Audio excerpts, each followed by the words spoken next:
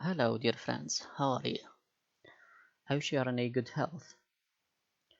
In this lecture, we are going to continue with the historical survey in literary criticism. In the last lecture, we studied Longinus, Dante, and Sir Philip Sidney. Today, we are going to study Dryden as representative of neoclassical age. You know, the neoclassical age started from not Alexander Pope, but Dryden, yeah. Started from 1660 till 1790, or in reality, till the rise of the French Revolution in 1789. John Dryden, born in 1631 and died in 1700. The most important work of John Dryden that made him as one of the uh, great, if we can say, critics is an essay of a dramatic poesy. In that essay, he discussed many topics, and we can show many points in his essay. First, and in the beginning, he arose the question whether we or the writer should imitate nature directly or should imitate other poets or classical poets. And he showed us the merits and demerits of both positions. In the end, he defended the repetition or the imitation of nature. He said it is better to imitate nature directly. At the second point, he arose a long discussion about Aristotle's three unities in drama. You know, we already in the lecture about Aristotle, we explained the three unities of Aristotle. Unity of time, a play should be in 24 hours, no more, and in one place, and it should have one, or it should has one plot with no subplot. The other point is, or there are many points again. First, the diction and the proper speech. The second, what kind of diction should we use? And the second is whether we should be decorum or not in the writing, in our writings. Or in reality he said the writer should be decorum and there shouldn't be violent scenes in drama. The third point, comparison between English and French drama, and he of course said that the English drama is better than the French because its versatility and especially because of Shakespearean tradition. And number four is the value of rhymed as opposed to the blank verse. He was dedicated, and in reality he was not dedicated. If we can say that he was dedicated, then he shouldn't have wrote a tragedy in a blank verse. He said that tragedy should be written in rhymed verse rather than a blank verse, but he did wrote tragedies in blank verse. This is one of the points. easily we can say that Dryden, as usual, easily we can say Dryden was a reflection of his age. He did not came out of the books that society live in. He argues for the stereotypical views of the age, because most of the critics argued the same points. There is no thinking new. He said the writer should be polite, should be decorum, and should be elegance with the clarity, and the unities again control the characteristics of literary work. All these all these points already been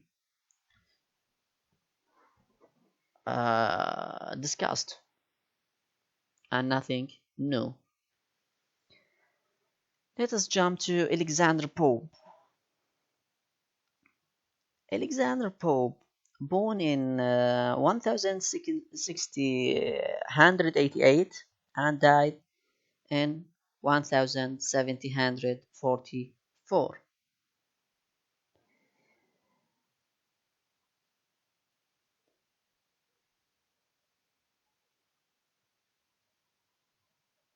In reality, Alexander Pope embodies in his writing the 18th century thought and literary criticism.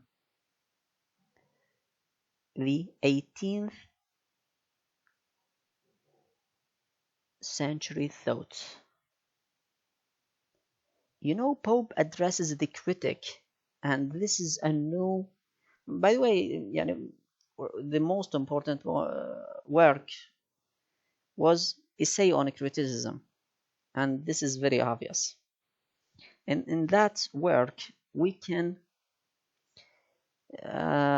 see that he put many points new to us, and the most important points are as we are going to see. The first one, Pope addresses the critic, not as usual the poet. We have seen already that most of the critics discuss, rather than the poet, rather than the critic, they discuss the poet. Whereas here, Pope addresses the critic, and at the same time reveals the neoclassic literary theory. Again, the poet should imitate the classical poets, not nature, for if he copied them, then he copied nature as well. Already we said, John Dryden said that writers should imitate nature directly, rather than, and this is one of the differences between Dryden and Pope. Here we have Pope is saying that poets should imitate the classical poets rather than nature. Number 3, the requirements of a good poet. What are the requirements of a good poet? There are 2 points. First, should have natural genius, and number 2, should have knowledge of the classics and the rules of writing the specific genre. These are the 2 points. If you have one, then you are not a good poet. You should have both. And also at the same time, you should be tempered with good breeding and grace or politeness. Number 4, the poet critic should give a heed to the ancient rule, that is, as we mentioned already, the poet should know the classical writings and the classical rules. Heroic couplet is the standard for verse and personification for abstract ideas. Emotional outbreaks and free verse were extraordinary and were considered unrefined, and this point is completely arguable, because we are going to see that Wordsworth says that poetry is merely an overflow of powerful feelings. Whereas here we say, we see that Pope says emotional outbreaks and free verse were extraordinary and were considered unrefined. These are discrepancies between critics. Here Pope says emotional outbreaks and free verse were extraordinary and were considered unrefined. And again, we are going to see T.S. Eliot have another point of view in his objective correlative theory.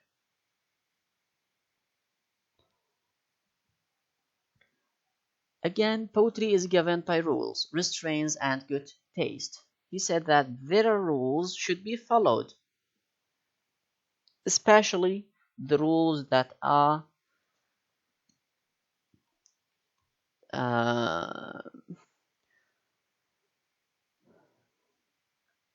put or that are made by the classical writers.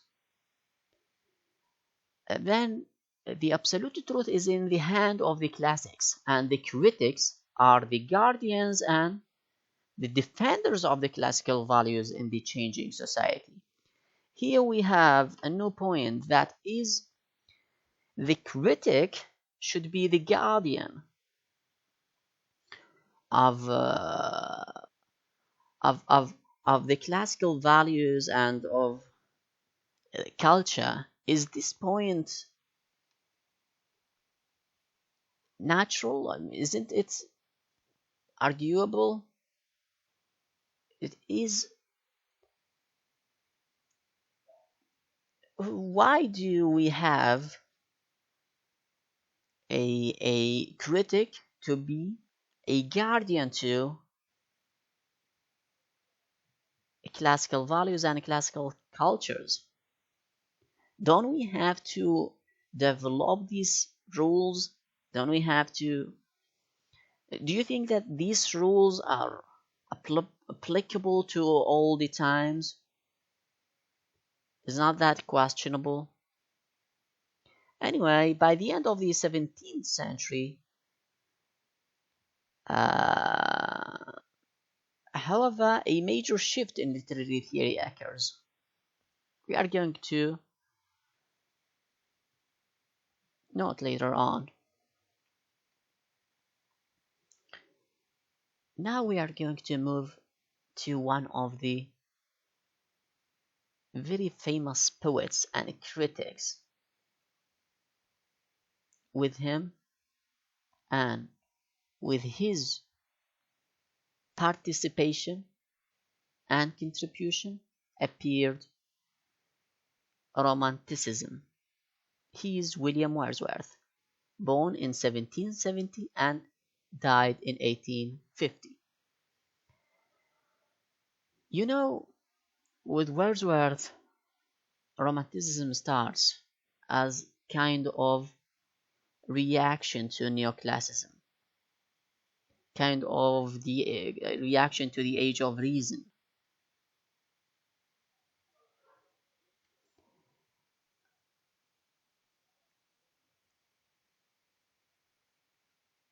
In the lyrical ballads, he had the preface, or he wrote the preface, of course, in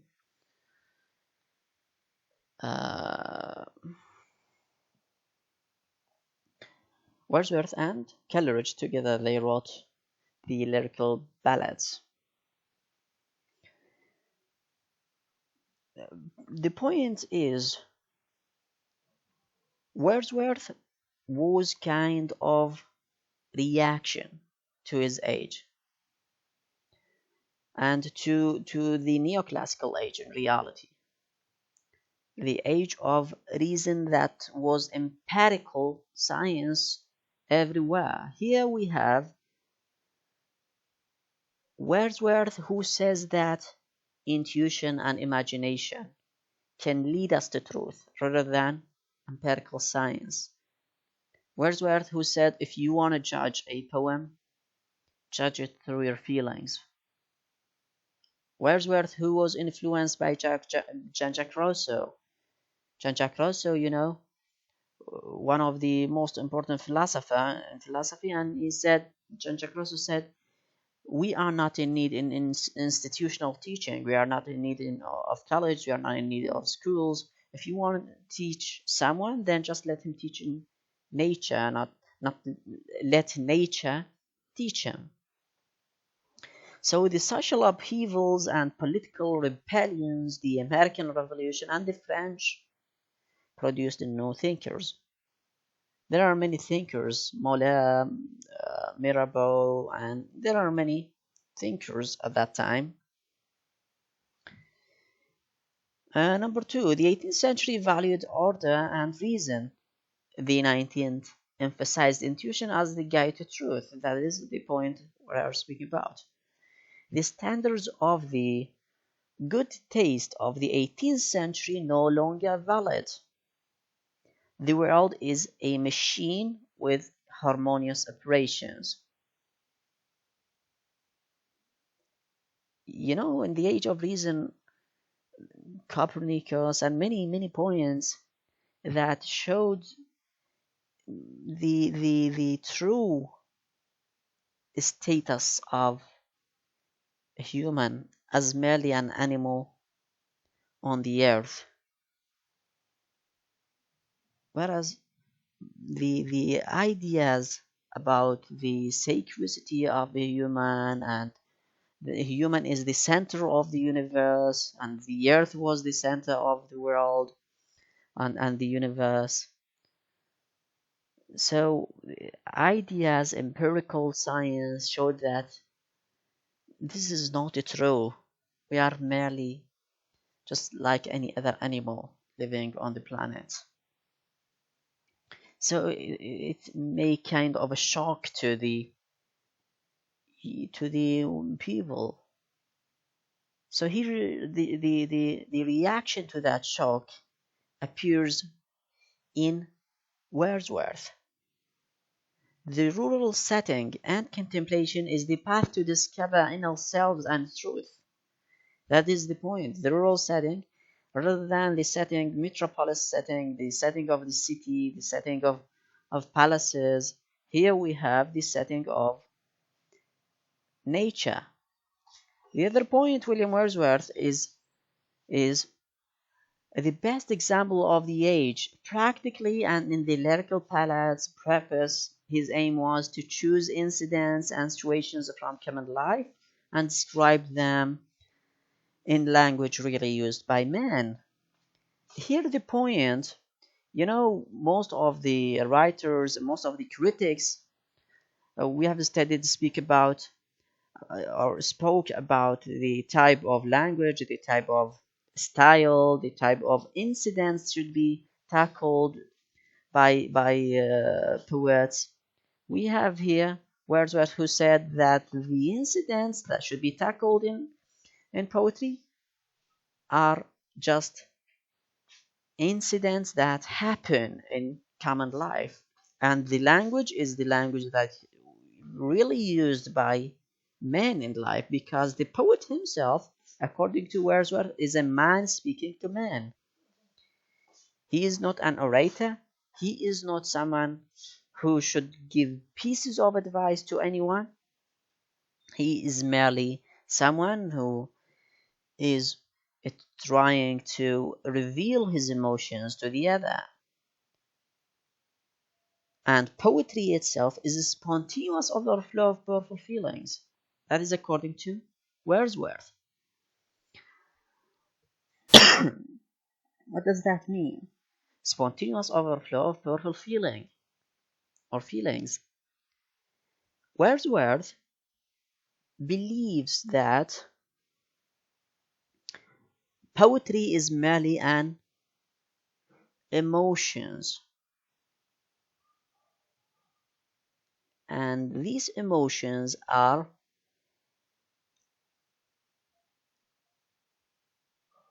just came out as a overflow, as if a cup filled with a liquid, and the cup filled till the rim, and there is overflow of the edge of the cup. So man, or the poet, is filled with feelings, and he is going to recollect these feelings till the time when the time of writing comes. Then he just writes the poem. So the poet does not write the poem directly when you experience an incident, but there should be a recollection. There should be a time between experiencing a situation and writing the poem.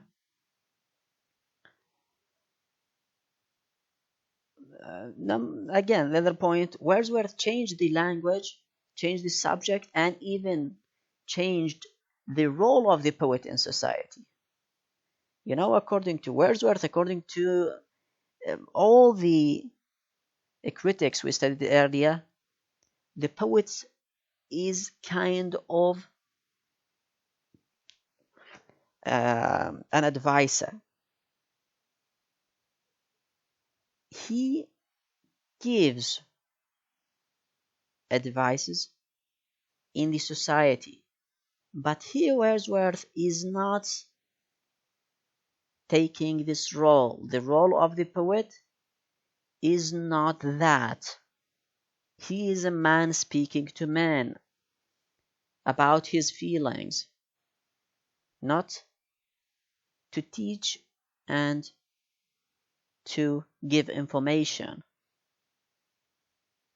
So he changed the role of the poet, he changed the language, and the subject. The subject should be a common situation, not in the palace, not in the city and in the metropolises, but in nature. Again, the poem should not be dissected and should not be broken, should not be broken down into parts. Why? Because it consists of imagination and feelings, not reason.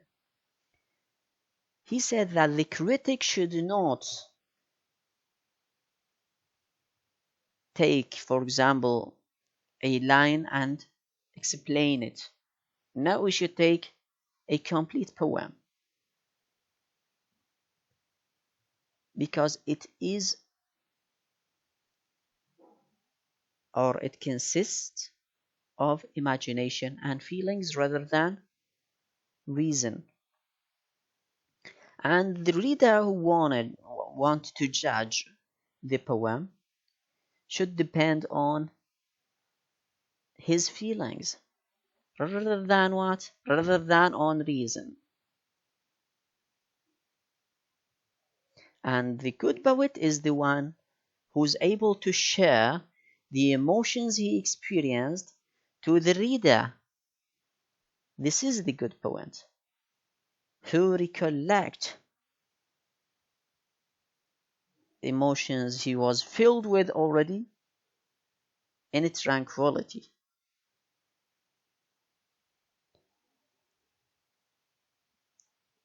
We know, we have said already, that he is the leader of English Romanticism and led to the appearance of, and this is the point, led to the appearance of expressive school. You know, we already said that. He said that these feelings are personal feelings. You are expressing your personal feelings, your personal emotions, your personal experience, and this led and paved the way to appearance of the expressive school. that emphasizes the individuality of the artist and the reader's privilege to share this individuality. In this point, also maybe kind of reaction appears T.S. Eliot, who said that the poet should not speak about himself. In his famous theory, the objective correlative. Now, thank you for your listening, and I would give an advice to my students. When I do ask you about a about writing an essay about many topics I asked you about, just follow the rules of writing an essay. You can search on Google the rules of writing an essay.